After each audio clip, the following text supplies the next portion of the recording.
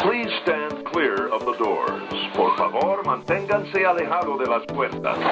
Welcome, foolish mortals. Amigos down there. It is me up here. Howdy, folks. Please keep your hands, arms, and legs inside the train and remain seated at all times.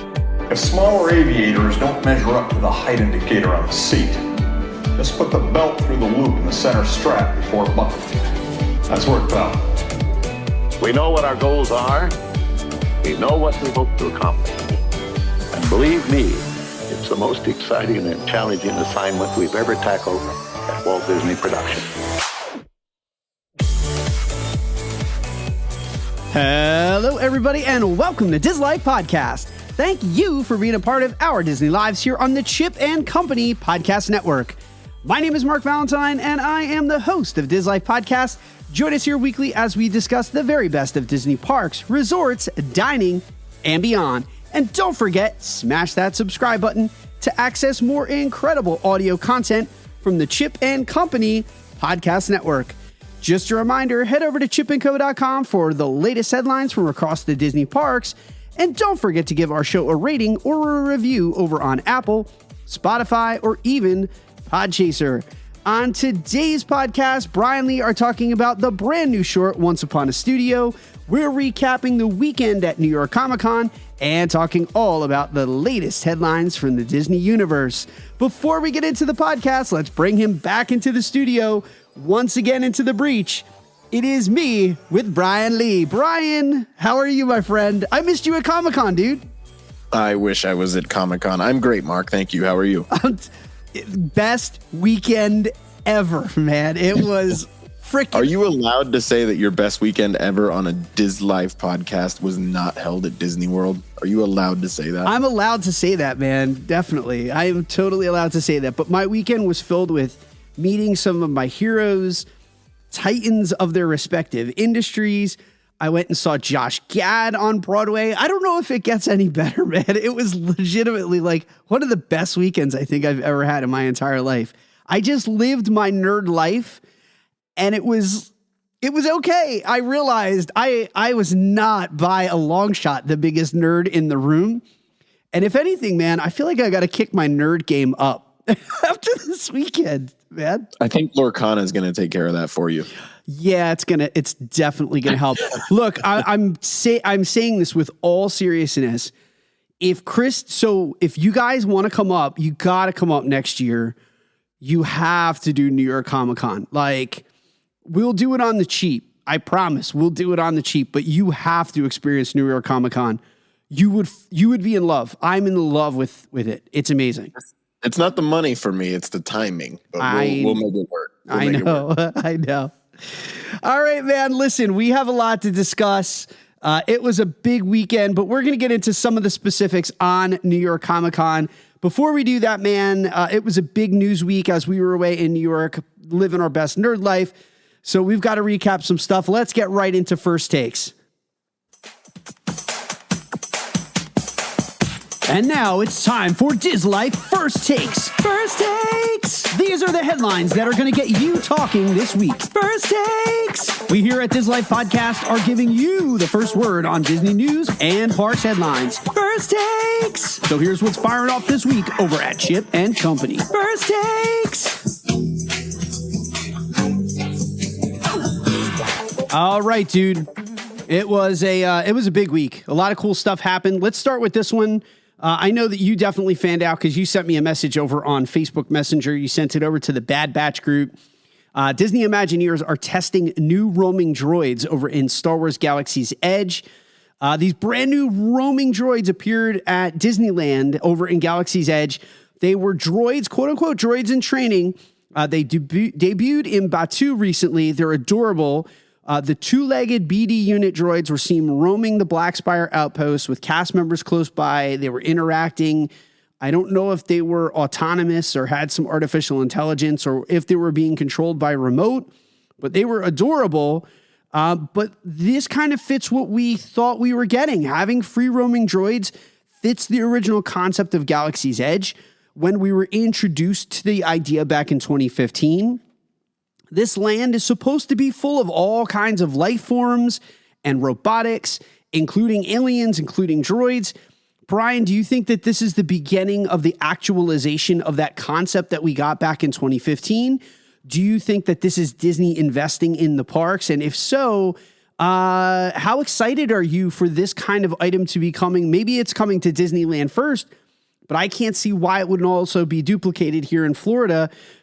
What's your response to BD showing up over in Galaxy's Edge, man? I hope the answer is yes. I hope that is what the future holds. I mean, BD's adorable, so that's going to be an easy entry point there. To your point, like, we don't know exactly how these were working, or if I can't imagine it was making its own decisions, right? Yeah, no, they have to be remote controlled. Like the R2D2 unit, I feel bad even saying this, but it is controlled by a human handler. So it's basically Kenny Baker. Yeah, it's controlled by no, but like over in Disneyland, there is a cast member who's standing off to the side and controlling R2 and making R2 interact. Sorry to spoil the magic. This is what this place is supposed to be, to your point. Like, this is how, like, you're supposed to feel fully immersed, and this is the only way in which you can. Like, when we first were teased Batuu, the reason we heard the name Batuu was because of I think it was the Last Jedi part of Star Tours, where they put the end in there and you had all the droids, the BB droids and stuff like that. Like, I understand we can't have all kinds of different droids roaming around at all points in time, but I want to be able to go in there and see something that I can't see anywhere else. There has to be more than zero. Like, let me just say that. Now, I realize too that California does have an R2 unit. It has R2D2 that roams around. BD is also rolling around, right? No, Chopper. Yeah. Chopper's rolling around. But dude, we need more of this stuff. There has to be some aliens. I mean, Disney can execute it. I don't know what the makeup is like to get that Rodian that they had on the Galactic Star Cruiser, but the technology is there. More than one would be. How many droids were on the Galactic Star Cruiser? Just one. Just the one droid. But listen, you got to have some. I mean, you cannot have a Star Wars universe if it's just the backdrop. You have to have some of the foreground come to life. And that's like Theater 101, you know? So this is exciting. I feel like this is them actualizing what we were promised. You know, maybe Disney is starting to look at smaller things like this, and they're starting to realize, like, these are the small improvements and the micro improvements they can make to the park to increase guest experience.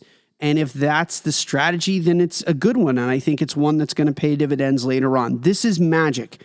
This is the magical stuff that's going to make the parks that much better.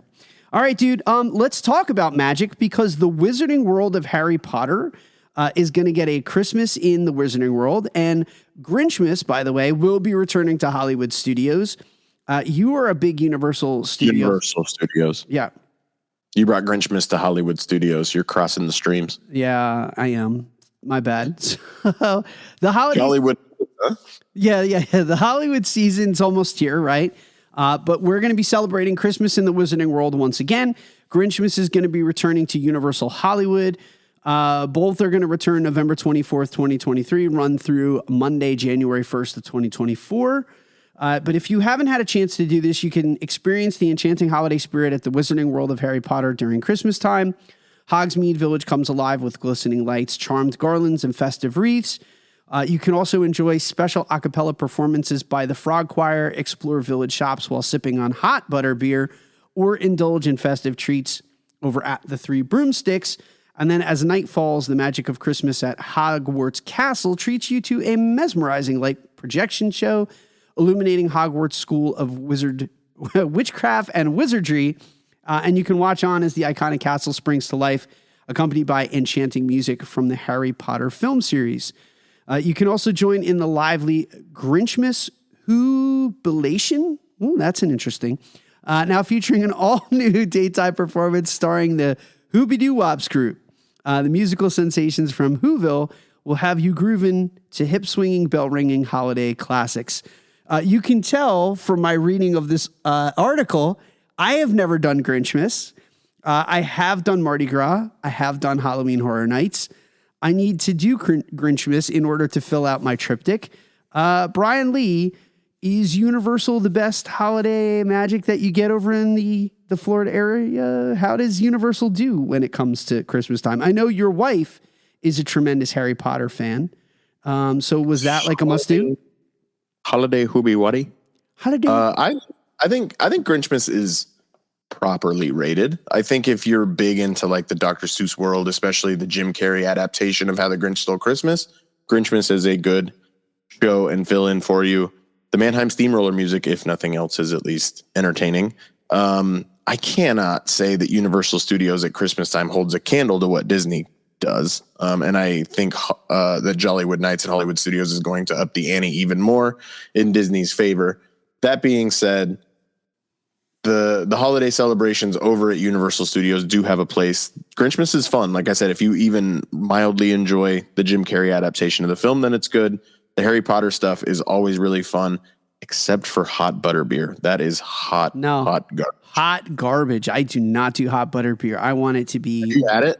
It's terrible. Yeah, it's horrible. I either want butterbeer to be regular or frozen, and that is it. Do not make the butterbeer hot. It's like hot soda. If you've ever drank hot soda, like in the car, that you're like, man, I really am thirsty and I need something, but you take a sip of like hot Coke, you're like, nope, that is not supposed to be a warm and or hot beverage. That's how I feel about hot butterbeer, dude. Just don't do it. Don't do it. I'm going to go on record and I'm going to say this, and it might be a little bit spicy and a little hot, but I don't even care. The one thing that Universal has over Disney in droves, The Grinch is far and away the greatest meet and greet of the quote unquote Christmas season. That character interaction and the spontaneity of it and the improv, The Grinch is like the bomb, dude. I've seen it from social media. Everyone who posts their Grinch interaction, it does give me FOMO because I'm like, yeah, that's what I'm talking about. That is a meet and greet right there. But is there a character at Disney that has that same personality type that they could even try and pull it off? Not for Christmas. I think definitely not for Christmas, but just in general, like the reverence that there is for Disney characters versus the reverence, especially for the Grinch. He can get away with it and he's fun. And whoever plays that role, I think it's really just one guy. Well, no, there's villains. I mean, if Disney had more meet and greets with villains, the villains could get away with that kind of sass and ribbing. Yeah, that's fair. Dude, Hades would be fun and amazing. I mean, and the Evil Queen does get away with a lot. It's like, whoa, I can't believe she said that. And over at DCA, man, when they do their Oogie Boogie, a lot of the villains are pretty sassy. Like they give it to you big time. So that's fair. You know? Yeah, so Disney could get away with that. We don't see a lot of that here at Walt Disney World. Definitely not for Christmas time, but I would like a little rough and tumble meet and greets, man. That would be kind of cool. It'd be kind of fun. All right, this last one I throw in because I have to ask the Marvel guru, the leader of Earth's Mightiest Weirdos, the Iron Man, if you will. He was our fearless leader over at Earth's Mightiest Weirdos, the podcast. So I have to ask him because I value all of his Marvel opinions. But Brian, I don't know if you saw this. Daredevil Born Again, the writers and directors were fired by Disney. Variety wound up confirming the story, although it wasn't theirs. The Hollywood Reporter first broke the Daredevil news. But apparently Daredevil Born Again is undergoing significant creative transformation. Marvel Studios, the Disney Plus series, recently parted ways with its head writers, Chris Ord and Matt Corman. And currently the production is not in process. So not only are they going to have to resolve the SAG-AFTRA ordeal, but they're also going to have to recruit new writers and give the show a fresh perspective. So due to the SAG-AFTRA strike, maybe this is the right time for something like this. The writers are working again, so maybe this is the perfect time to kick the tires on Daredevil because the production shut down, and this was long before they even had a chance to complete half of the 18-episode order of the series. But Marvel has also made changes in the directorial lineup for the remaining episodes of the season itself. Some of the elements are already filmed. Material will be incorporated into some of those future episodes, but Marvel is now currently seeking to take the show in a different direction and an innovative, creative direction. So, Brian, a few things. One, does this cause concern for you, my Marvel-loving friend? Or is this just kind of part and parcel for Disney, Star Wars, et cetera, et cetera? We saw this with Rogue One. We saw this with Solo. It's not like Daredevil's the first project to get a new director or get a new quote unquote direction. Does this scare you about Daredevil Born Again? I don't think scare is the right word. I think a lot of this actually is because of the WGA strike and the deal that was struck between there. Marvel Studios in general is having to make changes to its television thing in general. Shows will now have proper showrunners that write pilots and show Bibles, meaning this is how this is going to be, and a focus on multi-season serialized television rather than limited series. A lot of this is being driven specifically by what is in the collective bargaining agreement that they struck with the WGA. They don't necessarily have a choice. So I think through this change in what they're doing with Daredevil is I think it was going to be more of a limited series that was going to be setting up the future. Now they're going to have to change it to where it's actually going to be a multi-season run, and the way television shows are written is changing. You can't just take a movie and make it a 6-part television show. You have to make it a television show if that's what you're going to call it. So WGA, if you could continue to impress upon Disney, we would love to get something more than 6 episodes in a quote unquote season. Thanks. Sincerely, Star Wars fans. Like it was 8 in all fairness, but yeah, you're right. For Ahsoka it was, but for everything else, we got 6 for Obi-Wan. Yeah, Mando, the important stuff was 8. Yeah, we got 6 for Boba Fett. So, yeah, but those shows could have benefited from 2 extra episodes because they felt really rushed. It was like 5 episodes of exposition and then 1 episode where we really got this payoff. But the payoff was lost in the fact that for 5 episodes, we were kind of like spinning our wheels and dealing with stuff that no one really cared about. Were there cool moments in Book of Boba Fett? Yeah, absolutely, man. That train sequence and that train episode was bonkers good. But by and large, like that series was not great. It could have had so much more in it if you didn't. But again, yeah, if Marvel's having to make these changes, like Lucasfilm is going to have to make these changes. Thank you. Hey, separate topic. This isn't really a first take. Did you see that Warwick Davis was like really ticked off? He like fired shots at Disney and was like, "What do I tell people when they ask what's going to happen with Wiki or Willow? I'm embarrassed to Disney." Dude, the show was hot garbage, Warwick. It was bad. You couldn't even watch it. You didn't even bring yourself to watch Willow. No, I did not. I watched like 20 minutes and that was plenty. That was enough. I mean, I'm trying to think of the best thing we could tell Warwick Davis. I mean, other than we don't know if Woody and Jesse made the jump of Bullseye across the cliff either, or across the canyon either, but I mean, I don't know. Warwick, here's what I would tell you, man. People care. Warwick, here's what I would tell you, man. Here's what you say to your fans. I am not in control of those things. You know, I do what I can with the lines that I'm given, and I can only be in the scenes that I'm in, and that's not above my pay grade. Willow, or just write your own fan fiction. Yeah, or just write your own stuff, and write and produce your own stuff. If you love Willow that much, Warwick, then, you know, get Lucasfilm to give you creative control, executive produce it, go and put it on another network. And like, that's how it is.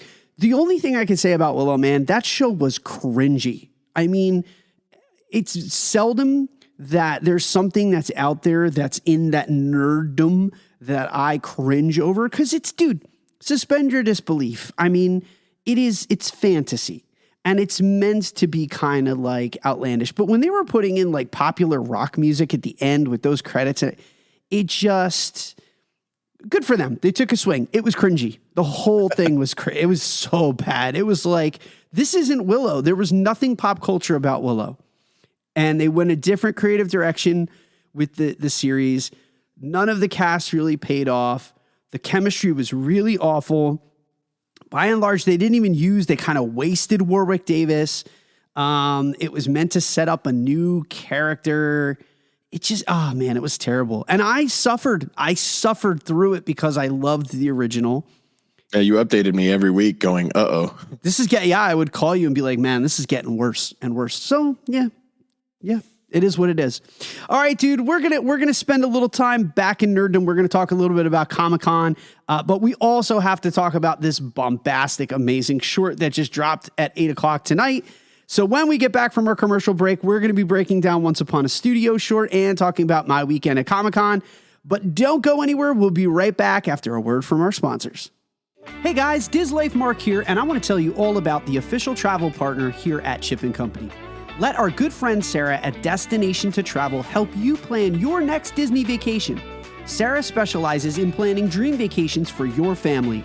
She's an authorized Disney vacation planner, and she can help with every step of your magical vacation. The best thing is that her services are 100% free. Want to travel beyond Disney? Sarah has you covered there too. Want to find out more? Fill out a trip request form over at the website at Chip & Co. or email her directly at sarahsolberg@d2travel.com. Start planning that dream vacation today. Email her at sarahsolberg@d2travel.com.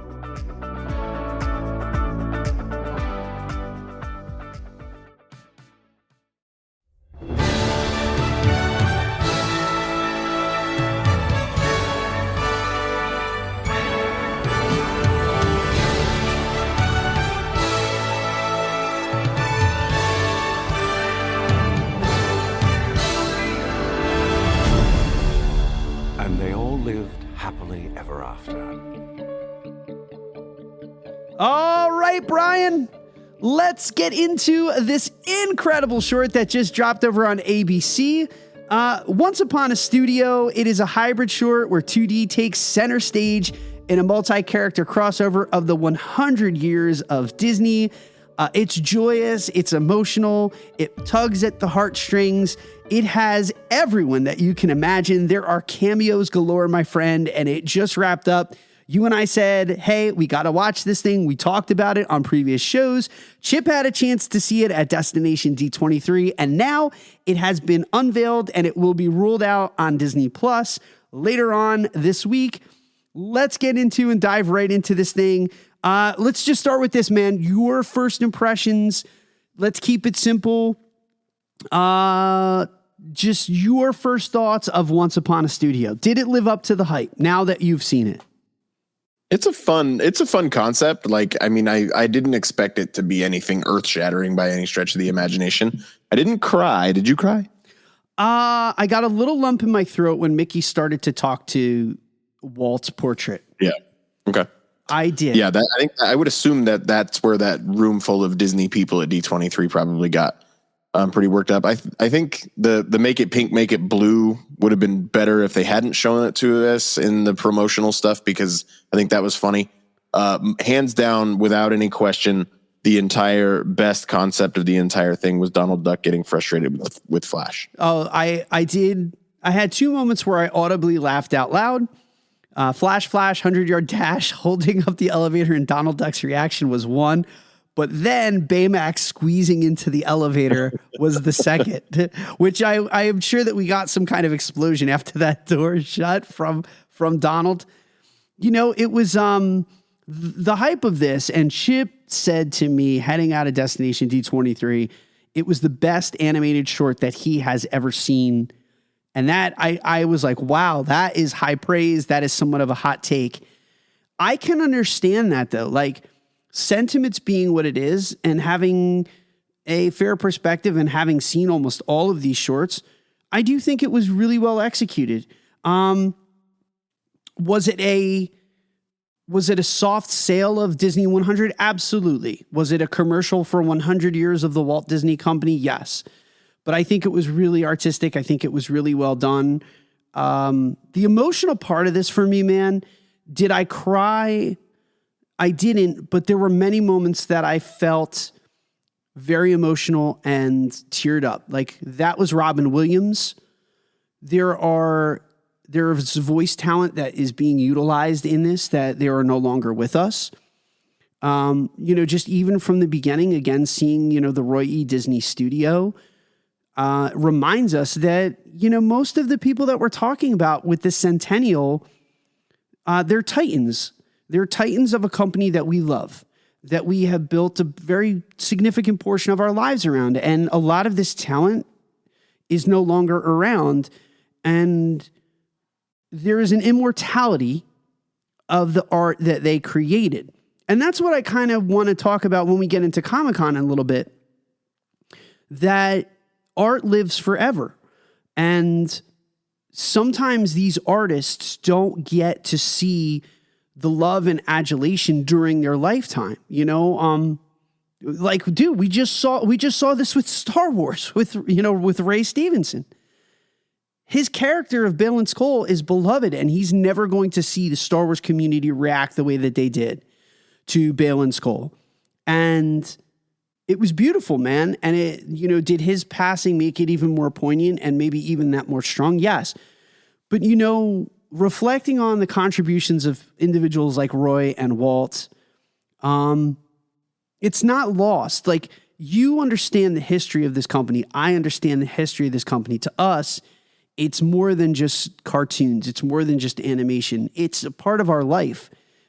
You and me, we had seminal moments watching some of these cartoons, and there was a little something for everybody, right? So that hit me immediately. That was what I will say. Chip was spot on. This is the best animated short because on some level it can connect with every child or adult that once dreamed that Disney was something so much more than just an entertainment giant. Anna and Elsa having to tiptoe around Stromboli mad at the vending machine was very funny.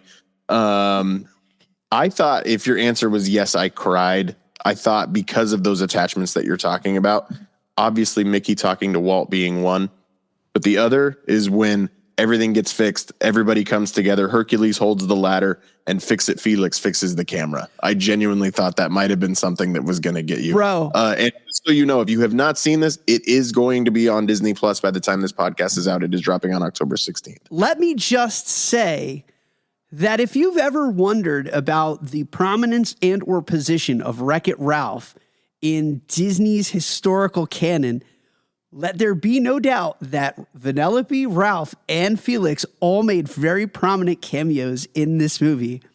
I don't remember Vanellope. Yeah, Vanellope, like she screams right through the hallway in her car. Oh yeah. Yeah. So because riding with her was Dodger from Oliver and Company. Yeah. So yeah. So clearly, man, I was going to ask you, one of the questions I wanted to ask you was, what was your favorite cameo? You know what mine are now. I kind of tipped my hand.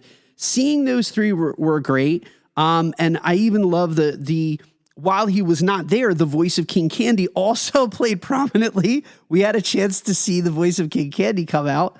Who was your favorite far and away? Who's your favorite cameo? Or hit that Rushmore button.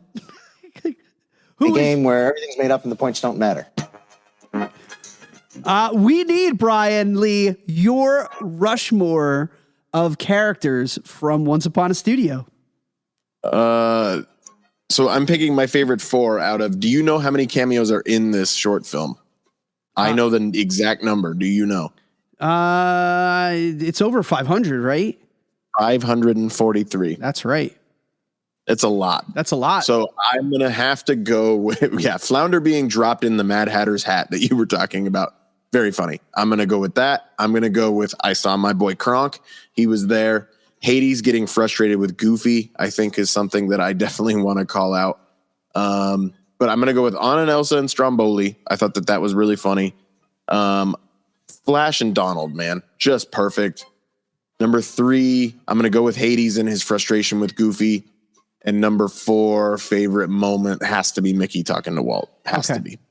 So I'm going to go with Robin Williams and the genie making an appearance. I know, really, dude. Good. It just that tore me apart. It legitimately tore me apart. I'm just going to collectively say the Wreck-It Ralph crew. I absolutely love Wreck-It Ralph. So the fact that the Wreck-It Ralph crew made an appearance for me was just absolute tops. I did like the no touchy line being put in there. So seeing the love for Emperor's New Groove, again, you got your Kronk, but we got the no touchy line.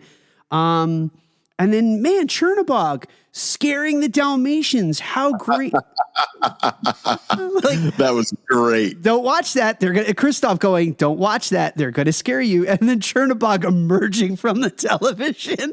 And then like he's Samara from The Ring. And then like scattered.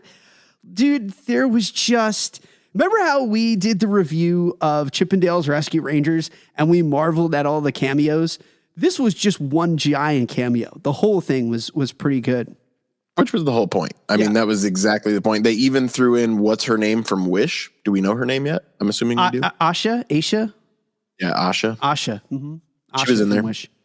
So I just met one of the other things that, again, this weekend coming full circle, I met Jim Cummings at New York Comic Con. It was one of the greatest moments that I had during New York Comic Con. So to get the voice of Jim Cummings multiple times in that short, it just kind of, this was the perfect bow for me for this weekend, man. And it was just the absolute perfect way. But you said this is going to be on Disney Plus starting tomorrow. So you can watch it on repeat. You can, for eagle-eyed observers, you can check out all of those amazing cameos. The Fab Five, at least 3 of them figured prominently. I thought Minnie Mouse was going to get a little bit more love than maybe she did. She really didn't have that big of a role. Goofy, of course, got his iconic, his yell where he kind of like messes it up. We got this, which I was glad. That is my biggest memory of him. But yeah, dude, it was perfect. It made me laugh out loud. It choked me up a little bit. And no matter what, and everybody was talking so much crap this week about, price increases and, accessibility and this. And I said, you know what? Listen, I love this company.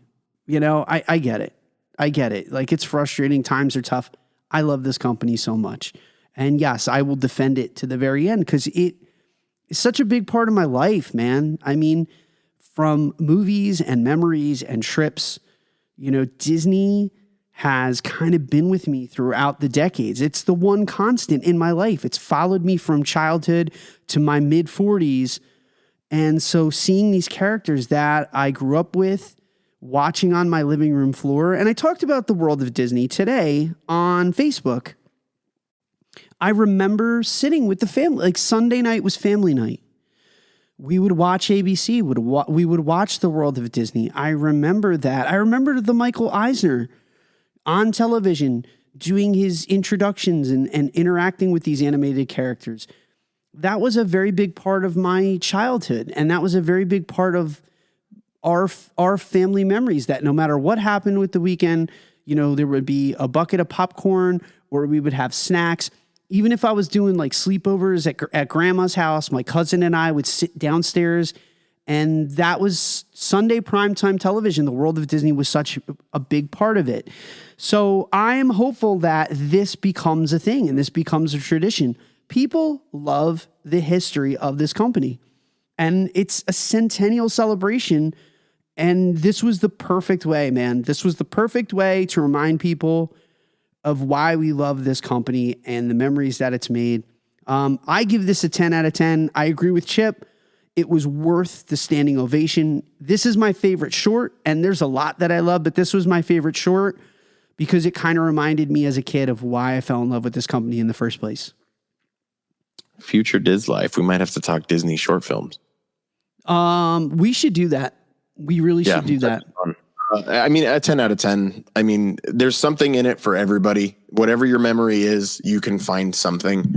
So, I mean, and that's what they were going for. It was supposed to pull at the heartstrings. I would give it a 10 out of 10 as well.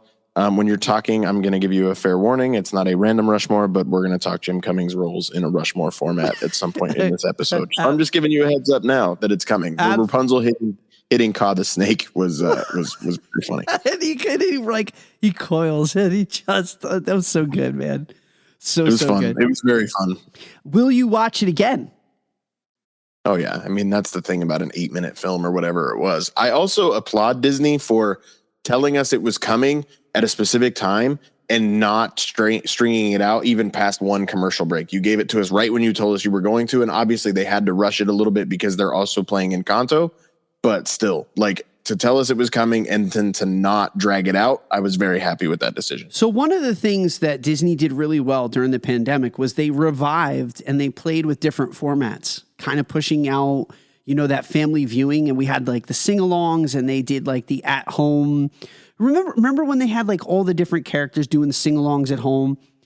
And I was very hopeful of, man, this is really reminiscent of that Sunday programming that I remember.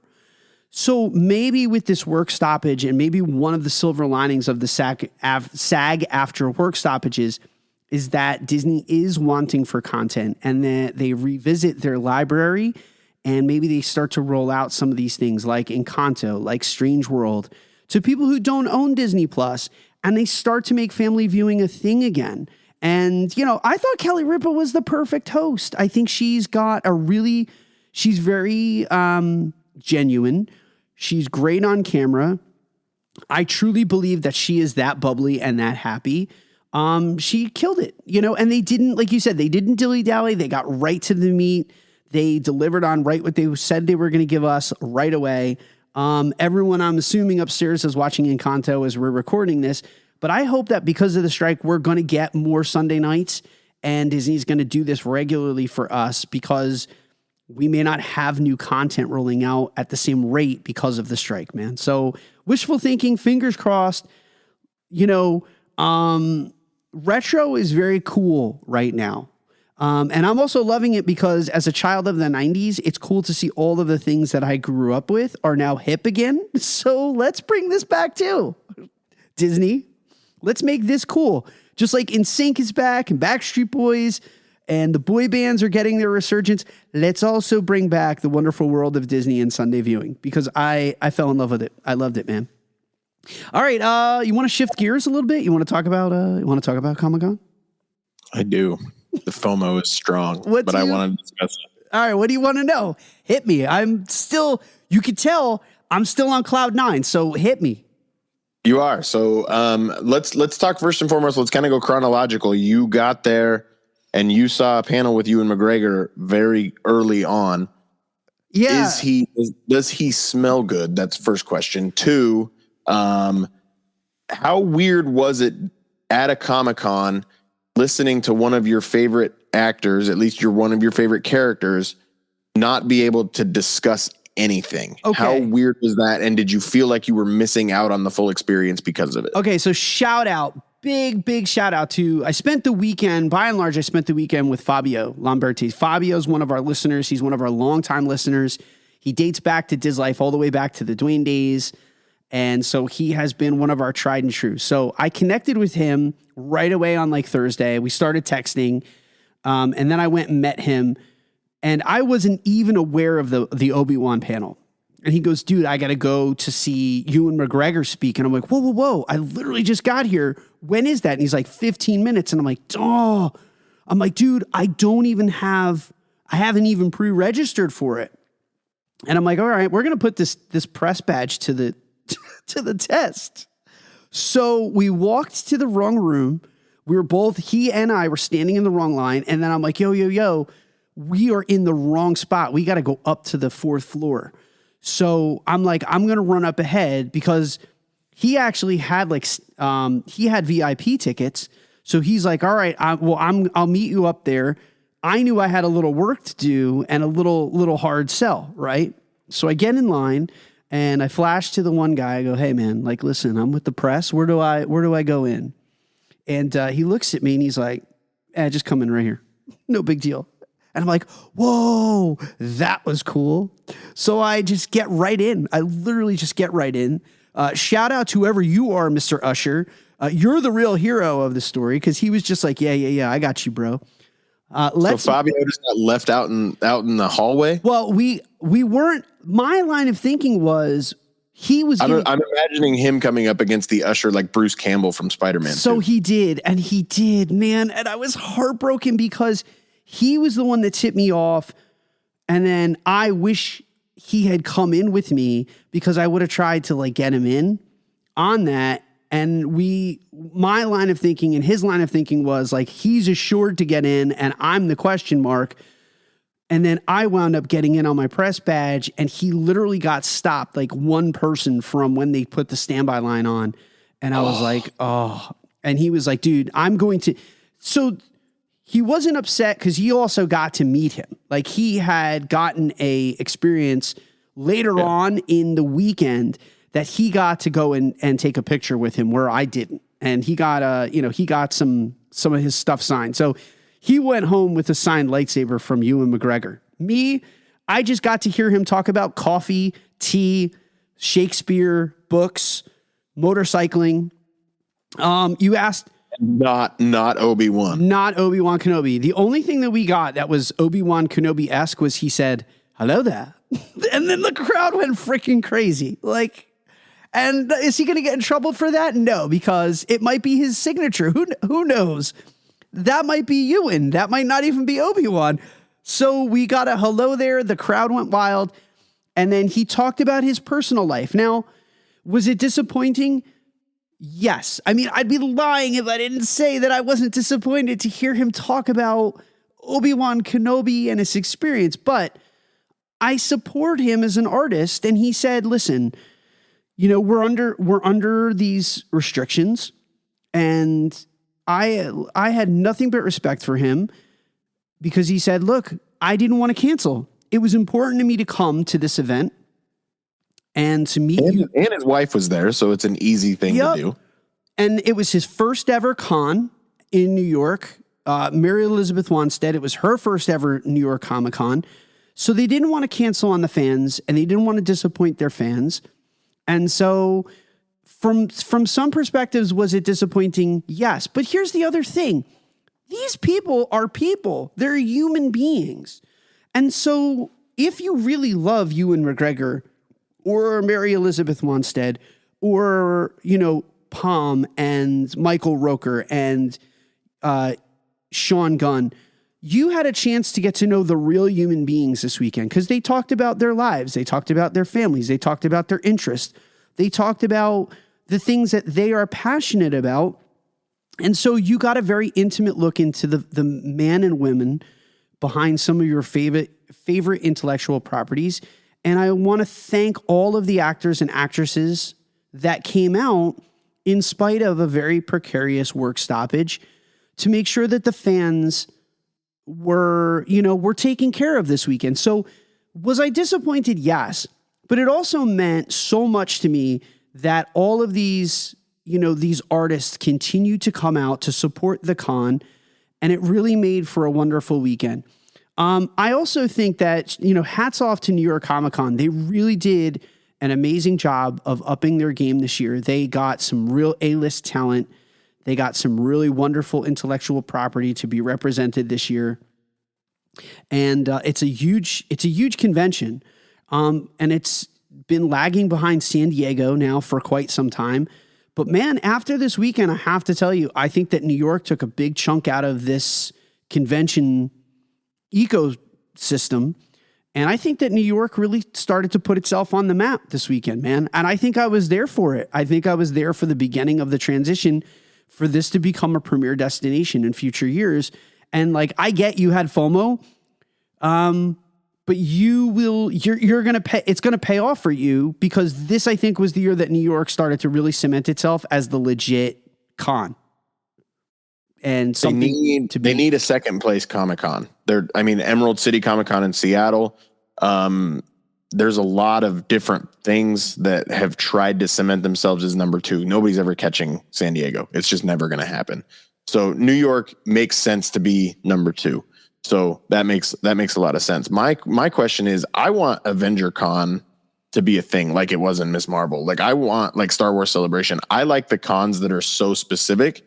But that's what's fun about something like New York Comic Con is it's no matter what your fandom is, Charlie Cox, Daredevil himself, was walking around the con in an Arsenal jersey dressed up as Bluey. Wow. You can't do that at anywhere else. It's just cool, man. It's fun. It's fun to nerd out. It's fun to just be yourself around other people who know what it's like to be made fun of for whatever. But that's what I want to talk. That's what I really want to talk about for just let me soapbox this for 30 seconds. Man, I met total strangers, total and complete strangers throughout the course of the weekend that we were united in a passion, and it didn't necessarily have to be Star Wars or Marvel, that we loved something so thoroughly that it didn't matter what that thing was. It was truly no judgment. So Star Wars people didn't look at Marvel people going like, nerds. You know, people were united in their passion and their love for something because we all shared one common element, was that I love this artistic thing so much that I will express it and I will freely walk around and show you and tell you how much I love it. And just that passion that we held for whatever it was, it didn't matter, because for 4 days we all spoke the same language, whether it was Klingon, whether it was Dothraki, it didn't matter.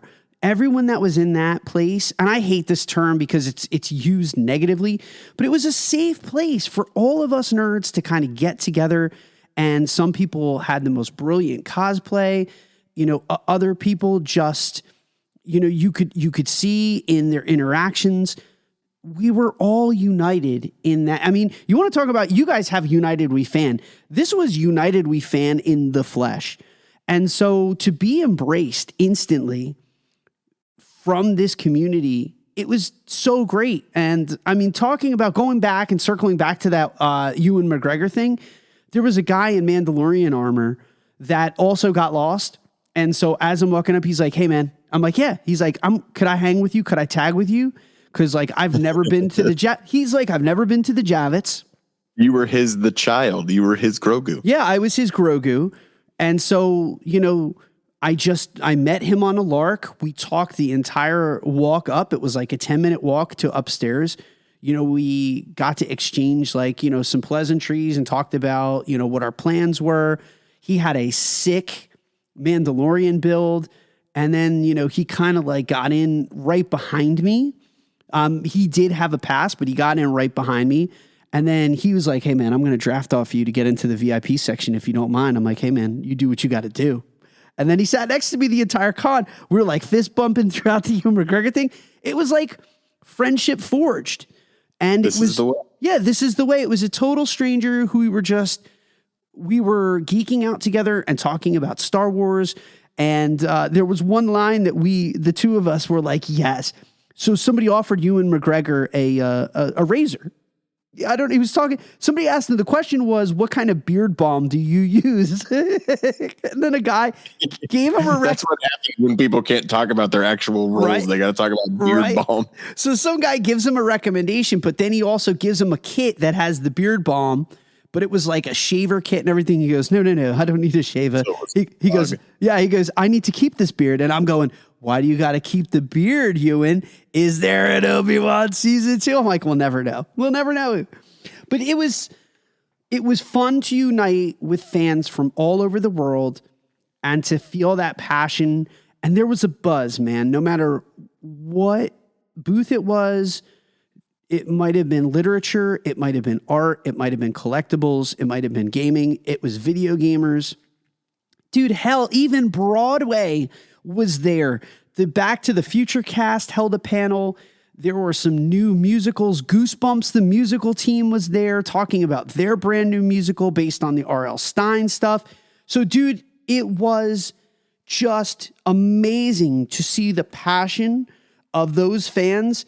And I hate when people are like, yeah, that's weird stuff. You know what? Listen, they love it so much. Shame on you. Don't shame them.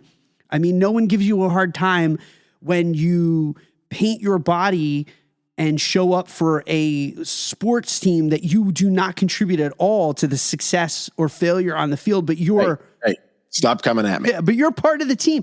No, my point being is I don't come for that. People love what they love, dude.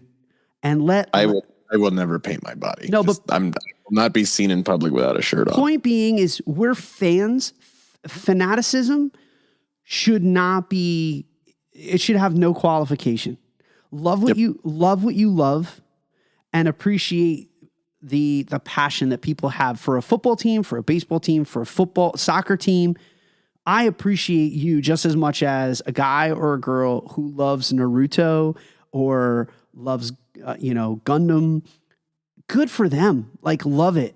And props to you for your passion. And I want to be a part of your world, man. Like, I got fired up. I was like, yeah, let's play some D&D. Let's play some Magic the Gathering. I want to learn Yu-Gi-Oh! It was great.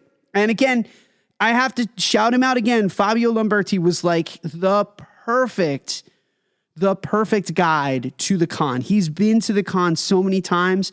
Man, he hooked me up with like the right booths, the right areas. He took me through Artist Row. I had a chance to meet, some incredible individuals. Yeah, man, it was just Charles Soule, Jim Cummings.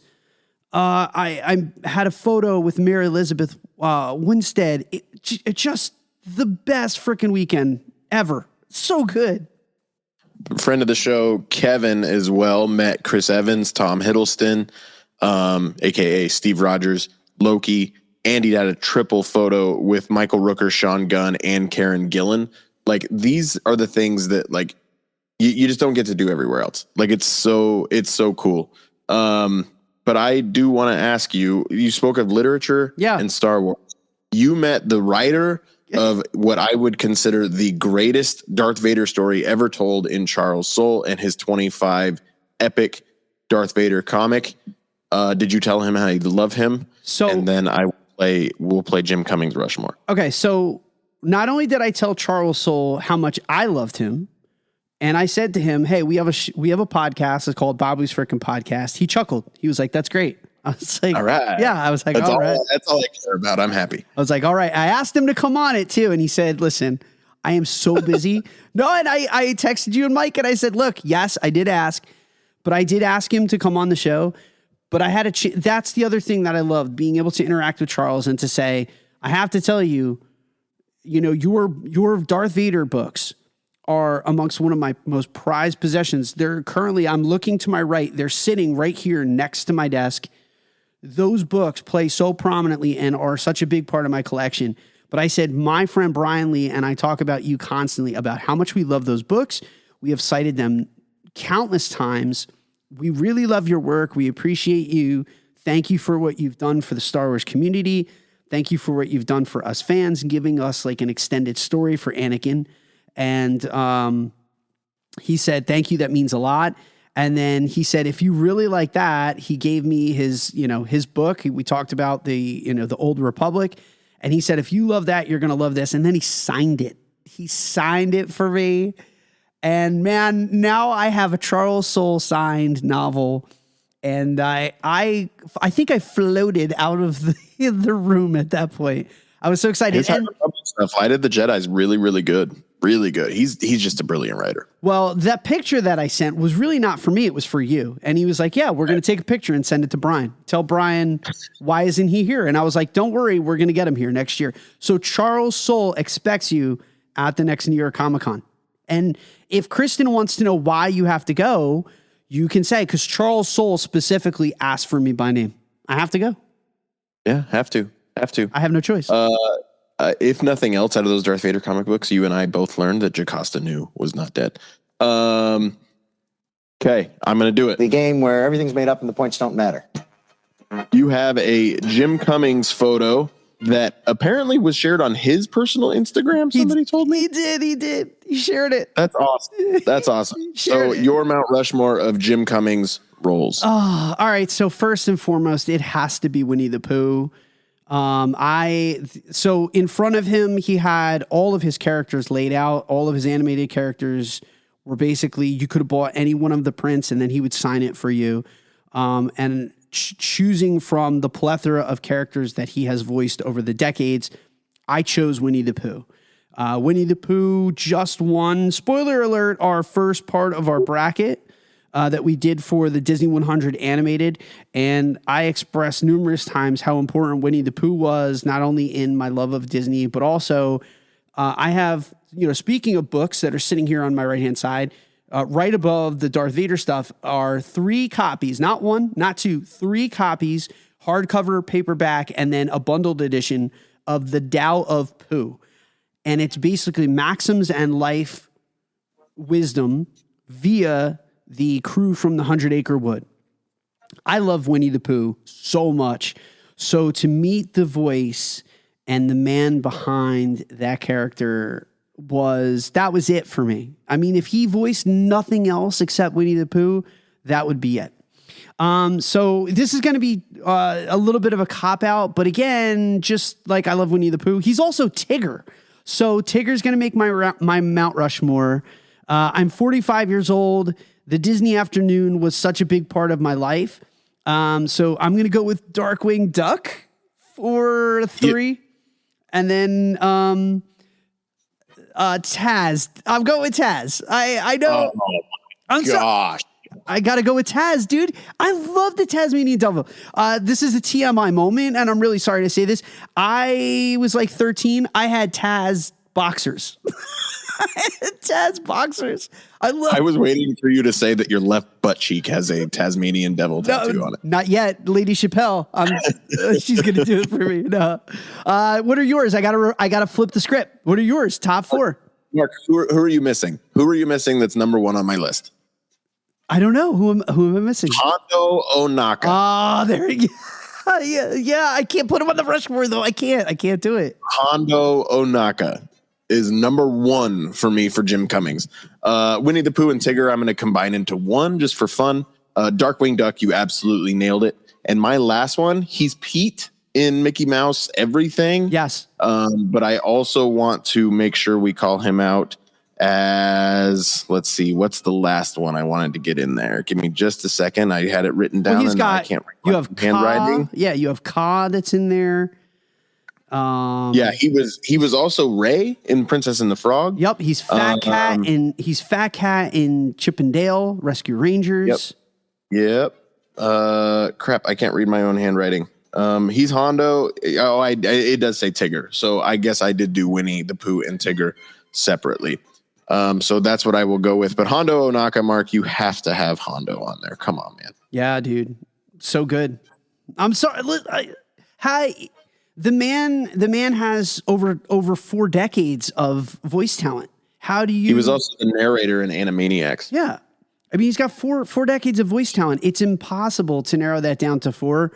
Having the time spent with him, and I said right to him, I said, Jim, this is a core memory moment for me. Your voice has been such a seminal part of my love of Disney, and then he kind of like. The Instagram version of retweeted my picture. It was like, yeah, that's awesome. Brian, best weekend ever. That's awesome. Oh yeah. And I went and saw Josh Gad in his brand new Broadway musical, Gutenberg. Had a chance to stand 2 feet away from him. Man, it was the best freaking weekend ever. Shout out to Fabio Lamberti. So Fabio and I went, check this out. Here's another highlight of New York City. For $3.99, we got 2 slices of pizza and a small Coke. That was yeah, buddy. When you talk about doing New York cheap, yeah, we'll just do that for a meal. So yeah, man, good time. It was just the best weekend. I want to thank Chip. So Mr. Chip Confer is the owner and operator of this thing that we have going on here, and without him. That wouldn't have been possible because we were there as media. We covered the event this weekend. Check out on chipandco.com. I have a very verbose article where I talk about my first experience at New York Comic Con and what I loved about it, the pageantry and the passion and the pandemonium. It was crazy. I need to revise my list. Okay. Pete the Cat gets mentioned. Winnie the Pooh and Tigger is 1. Hondo Ohnaka, Darkwing Duck, and Shredder from the late 80s, early 80s Teenage Ninja Turtles. Yeah. That's what I'm going to go. So look, if you have never been to a con, if you are nervous about going to a con, do you have to do cosplay? No. If you love something, if you love Disney, if you love cartoons, if you love anime, if you love gaming, if you love Broadway, especially if you love any of these. I mean, there's a group of people that will be there for you. Like your tribe will be there. And it's just a celebration of art, of artists, of fans, of fantasy, of imagination, and it's, there's no shame. You'll never feel bad because you'll find your tribe there. And I can't wait for next year. I can't wait to bring my daughter next year. That was my one regret. I have but one regret this weekend. I wish that my wife and daughter had come. I wish that my daughter especially had shared in that, because some of the stuff that was on display there is in her wheelhouse and she absolutely loves it. And I wanted her to kind of know, like, it's okay as an adult to continue to like these things. And like, that's the difference between, I think, those fans and the people that now look down on it and say, grow up. I love the fact that we refuse to grow up, that we refuse to accept the boring stuff and say, like, this is unacceptable to continue to dream because now I'm an adult and I have to put on a tie. It was great to see, these people that never stopped dreaming, and they wouldn't allow the world to tell them that it was quote unquote socially inappropriate to like this stuff because it's quote unquote only for kids. So dare to dream, continue to dream, my Comic-Con loving compatriots. I will see you next year in October. Brian Lee, I need you guys to come. I really want Marky Mark to come too. I would love, like, how you guys did the trip and you all coalesced together and did Florida. I would like the Discord group. We need to assemble for this next year and find a way to do it on the cheap. And have everyone get a house or something. Let's do it. All I need to know is I'm at the top of your list for people that you wanted there, right? And then no, you are at the top. You are at the very top. I need you. Take that power. Yeah, I need you, and everyone else is more than welcome to join us, but I need you. I need you like water, like breath, like rain. It's a little Leanne Rhymes. Has nothing to do with Comic-Con, but it might. Is there a fan? Is there a fandom? Yeah. Go in a Leanne Rhymes cosplay next year. Don't tempt me with a good time. All right, listen, we are going to take a very, very quick commercial break. Don't go anywhere. We'll be right back, and we're going to play Disney's College of Knowledge right after this commercial. Is Disney World home to you? Realtor Victor Naraki can help make it a reality. Realtor Victor Naraki specializes in making your Disney home dreams come true. Second homes, investment homes, retirement, relocation. With Victor's input, he will show you the home opportunities that you don't get to see as a tourist. Imagine being at the park in minutes, walking around the World Showcase for daily exercise, watching the fireworks in your own backyard, or having Disney Springs as your local mall. Have you ever heard of Windermere, Winter Garden, Horizon West, Dr. Phillips, Claremont, Lake Nona, or Disney's own Celebration and Golden Oak? Victor will introduce you to these communities, which are just minutes to the magic. Stop imagining a Disney life and start living your dream today. Call Victor at 407-340-9375. And don't forget to mention that you heard all about Victor here on the Chip and Company Podcast Network. Head over to celebratingflorida.com and start living your magical life today. All right, man, before we wrap up today's show, we need to play Disney's College of Knowledge. This is where we challenge our listeners to see what they know about the Walt Disney Company and its theme parks. Last week on the Disney College of Knowledge, we asked, what is the name of the two brothers in Disney's Onward? One is voiced by Chris Pratt and the other Tom Holland, but we wanted to know, what are their characters' names? Shout out to Jaden Roper. He knew it was Ian and Barley. We're going to send over Jaden a small thank you from all of us here at Dislife Podcast. Brian, this week, our trivia question is thus. We want to know, what is the highest quote-unquote animal rank on Toy Story Mania at Disney's Hollywood Studios? I'm not asking if you've earned it, but what is the highest animal rank on Toy Story Mania at Disney's Hollywood Studios? Brian, have you ever hit the highest rank? Nope. Have you come? I've been top scorer of the hour. I've never even been top scorer of the day. Have you come close to the top rank, the top animal?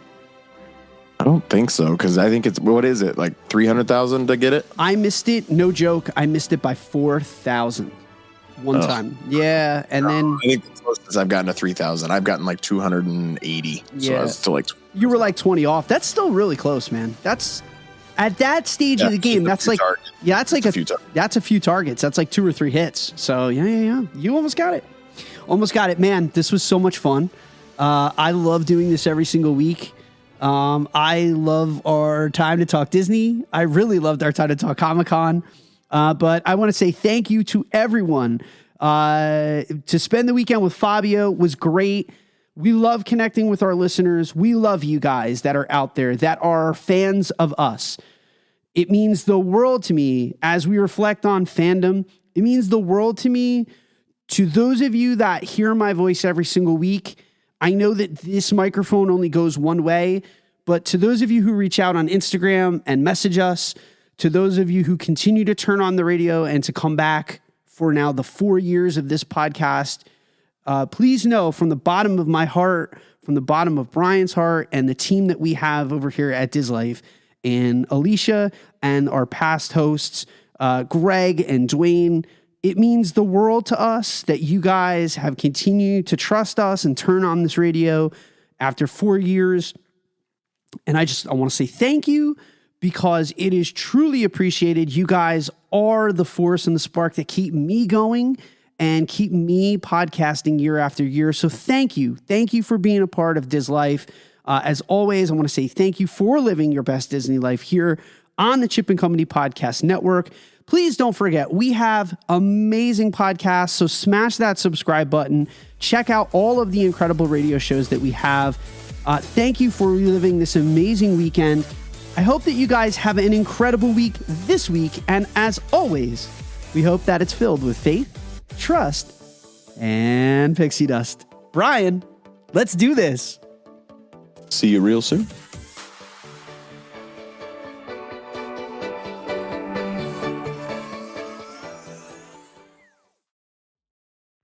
Dislife Podcast is brought to you by the Happiness is Addictive collection. Happiness is Addictive is passionate about spreading laughter and creating smiles worldwide. They love bringing their global community together through optimism, cheer, hopefulness, merriment, and celebrating life's magical moments. They know how important it is to celebrate life's adventures, and their apparel will give you everlasting, one-of-a-kind memories through pixie-dusted family photos, compliments from park guests, and magical moments with cast members. They pride themselves on high-quality, custom-made apparel at competitive prices with world-class service. Let them help you create a lifetime of memories, whether you're Disney bounding, kicking it poolside, participating in Run Disney marathons, having costumed adventures, or just living your best Disney life. You can find their Happiness is Addictive shop on Etsy. You can also find them on Instagram, Facebook, TikTok, Twitter, and Pinterest. They are proud to be featured in Indy Central Florida, the Thoughtful Gift Club, and now here on Dislife Podcast. Their collection was founded by a 15-year former cast member who knows how to enhance your magical moments for a lifetime of memories with your family. Don't forget to use promo code DISLIFE15 to take an extra 15% off. What are you waiting for? Head over to Etsy and start getting happy today. Follow the link in our show notes and you'll find out for yourself that happiness is addictive.